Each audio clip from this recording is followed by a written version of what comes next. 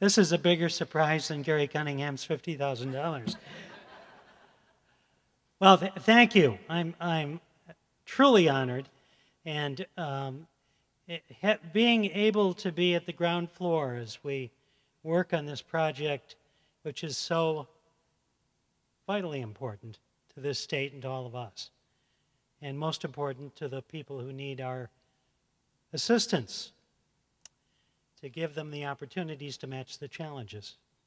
So thank you. It was truly my work in this has been inspired by some bad press for the legislature, but was truly heartfelt. And in that I share everybody. You're all here because of your heartfelt commitment. So thank you. You got me up here on the premise I was going to give a little speech, and you're not going to get out of it, but it worked. This will always be an important part of wherever I am. So let me talk about what I was here for. And the governor has just left, and I didn't take that personally, but he did know I was going to speak. And we're all honored the governor on his first day after becoming governor-elect, chose this site to talk about something he cares so much about.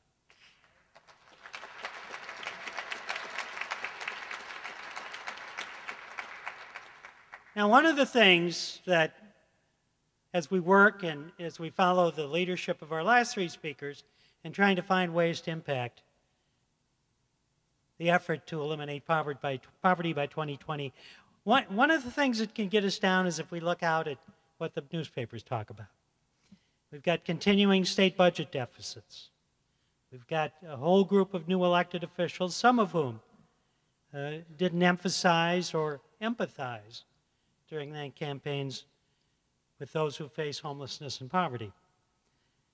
We have high unemployment, which drives up the number in poverty, and a slow economic recovery because we were in such stark shape. But one of the things that I hope tonight helps us understand is we can't let hope start to erode. That tonight's events should smite the reaction that we may have to say, what can I do? What can I as one person do? What you've heard tonight are speeches of hope.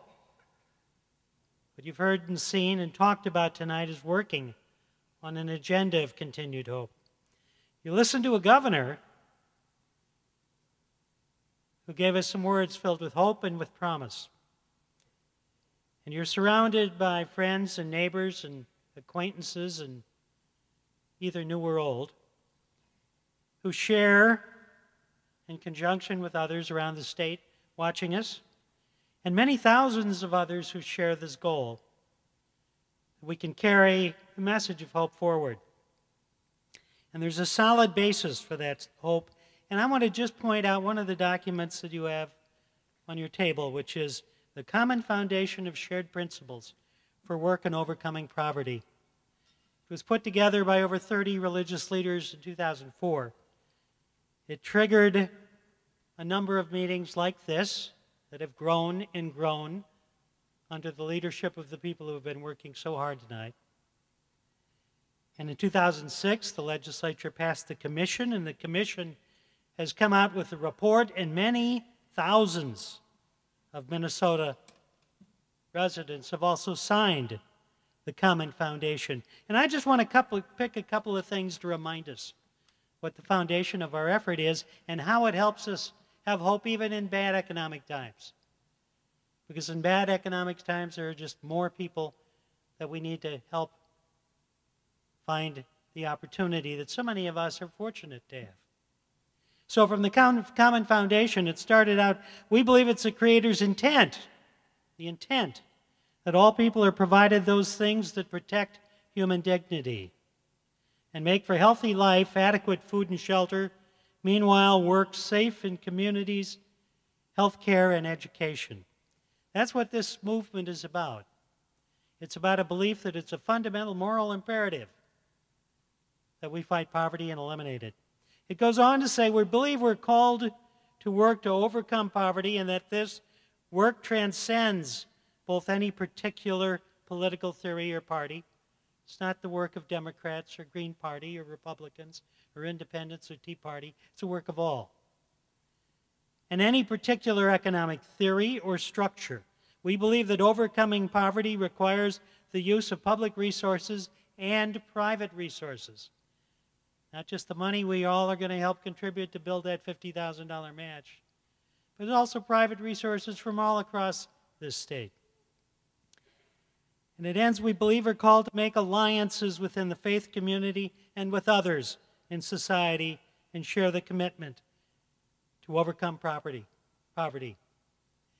Now, that's an important word, because when we had the first meeting to celebrate the recommendations of the bipartisan recommendations of the Commission to Eliminate Poverty, it wasn't just the faith community. It wasn't just the people who want to lobby the legislature and the federal government. It was representatives of education. It was representatives of business. It was representatives of other communities throughout the state. And what it said is, we can't just do it alone. We have to use our allies across the spectrum of Minnesota to build this movement. And we're doing that. We've made great progress in building those allies. And the number of people who are here, the number of people who have come familiar with the goal and have said, yes, I'll participate. So if you start having concerns about whether we can do it in tough times, remember, it's not just you. It's not just the people who started this out in 2004 or 2006 or 2008. We have allies all over. We have 5 communities with allies. We have people who we meet every day who are allies. We have neighbors and friends who we can convert, if they aren't already there, to become allies. And those allies, along with each of you and each of the thousands who signed that Common Foundation, could do it. So thank you for your efforts tonight, for your participation this evening, and for all the help that you're going to get from other allies as we accomplish that goal. Thank you very much. Thank you very much.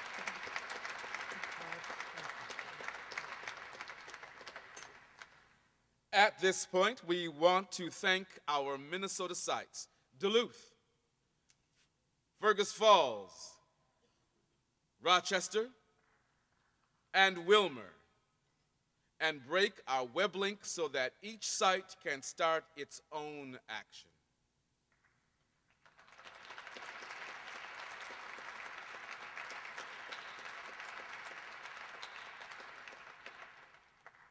Now, if you please, welcome Tottiana Adams, our poet this evening, our final poet this evening, who will share her spoken word piece on enough.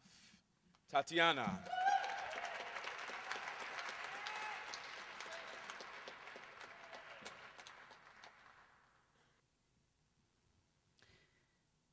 Being a soccer mom at 27 with a crazy shoe fetish, with a husband that slaved so that he and the family could only take part in better days, with 2 kids and a dog but live in a house that could hold 7, not to mention the garage because he needs his own heaven, a place where he can have his own personal relaxation, where they can have male conversation, and the guest house is, well, just in case mom and dad come in town and the kids just happen to be too loud, and the 3 cars is just his and hers, and with the minivan for vacation, because there's for sure 3 that always has to be taken to get away from this crazy world they live in, to show the kids a real nice time. But as they get off the freeway, everyone looks to the right because they're afraid to give a dime. You see, they're afraid to give a dime to the homeless man that's to the left.